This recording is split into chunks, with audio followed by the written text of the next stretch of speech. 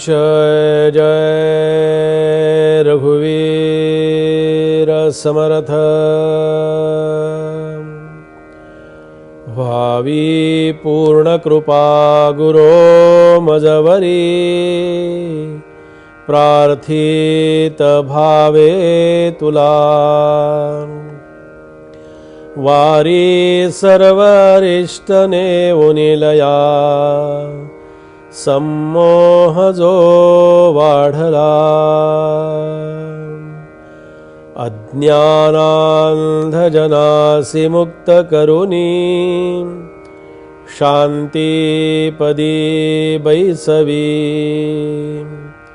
विनती हीच असे न मागत दुजे, भक्ती तुझी हवी। श्रीराम समर्थ श्रीराम।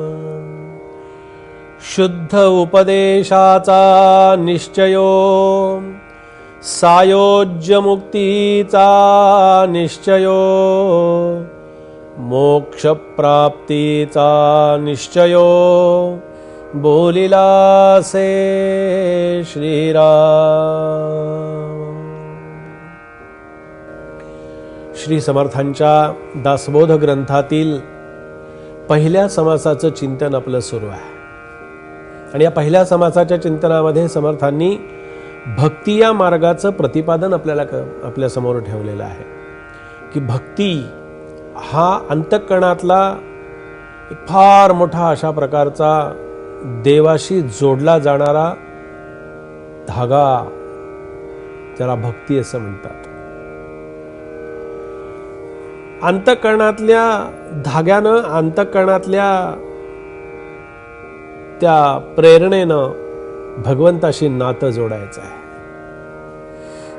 आपण अशी अनेक नाती जोडतो,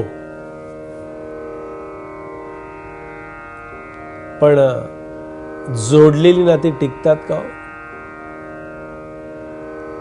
टिकतातच असं नाही, काही अपवादात्मक असूही शकतील बरं का। पण जोडलेलं जे असतं ना, ते जोडलेलं जे असतं ते जोडलेलं कधी ना कधीतरी ते वितळून जातं, तुटून जातं, कारण ते जोडलेलं असतं। गुरुमंत्र घेतला, गुरुशी निष्ठा जोडली, पण अनुग्रहानंतर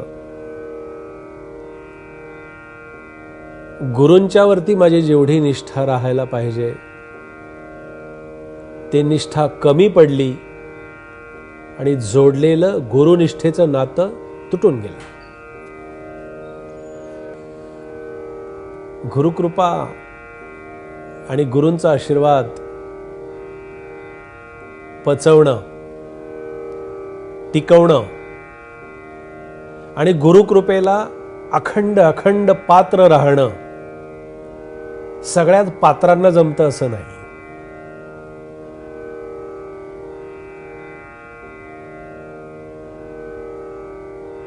अशा भक्ती मार्गाचं वर्णन समर्थ इथे मुद्दाम आपल्या समोर करतायत की अशी भक्ती जेव्हा अंतःकरणामध्ये असेल ना, तेव्हा गुरुनिष्ठेशी नातं जोडावं लागतं असं मला वाटत नाही, ते जोडलं जातं,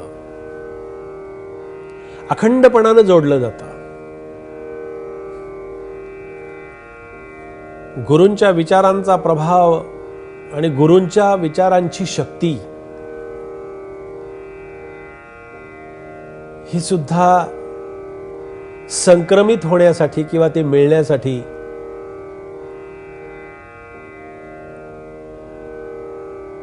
फार मोठे आशीर्वाद पाठीशी असावे लागतात। इथे समर्थ असं म्हणाले की या ग्रंथामध्ये तर तोच उपदेश केलेला आहे। हा उपदेश मी का सांगितलं, आपल्याला कशासाठी सांगितलं? हा शुद्ध उपदेश आहे, याला शुद्ध उपदेश असं म्हणतात। आणि इथे समर्थांनी म्हटलं की आत्मस्थितीच्या दृष्टीने विचार चाललाय बरं का। आत्मस्थिती, आत्मविचार, आत्मबोध, आत्मशक्ती, आत्मसामर्थ्य त्या आत्म्याच्या सामर्थ्यावरती हे सगळं चाललेलं आहे. म्हणून समर्थ म्हणाले की शुद्ध उपदेशाचा निश्चयो, शुद्ध उपदेशाचा सुद्धा निश्चय अंतःकरणामध्ये निर्माण व्हावा लागतो आणि सायोज्य मुक्तीचा निश्चय पण अंतःकरणामध्ये असावा लागतो. आता सायुज्य म्हणजे मी जी मगाशी सांगत होतो तो या विषयाला अनुसरून सांगितलं की सआयुज्य म्हणजे जोडलं जाणं.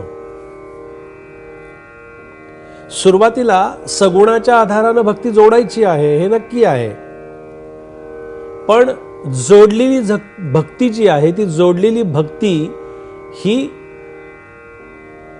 अध्यात्मशास्त्राच्या शक्तीनं ती अखंडपणानं जोडलेली ठेवायची आहे, गुरुकृपेनं ती जोडलेली ठेवायची आहे. एक वेळ साधन, उपासना, नाम फार मोठं धाडस करतोय सांगायचं, पण समर्थांना स्मरून सांगतो